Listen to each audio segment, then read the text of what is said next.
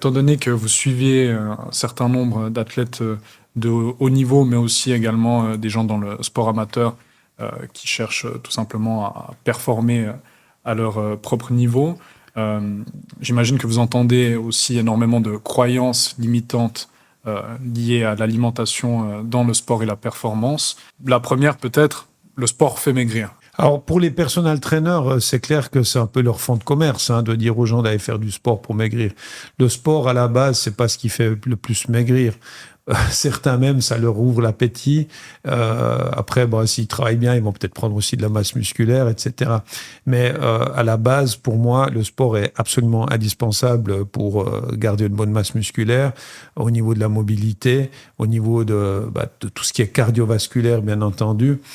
Même au niveau, alors si on aime faire du sport, parce que ça c'est une notion indispensable, c'est qu'il faut avoir du plaisir, mais donc au niveau du mental, ça fait du bien, évidemment, si on aime faire son sport.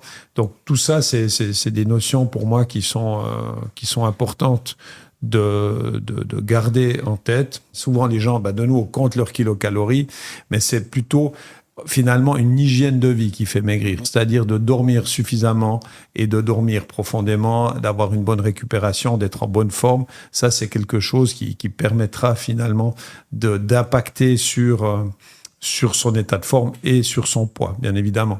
Et puis, après, de nouveau, le sport, moi, je suis vraiment de dire qu'il faudrait faire au moins 30 minutes, voire idéalement même 1 heure d'activité physique par jour.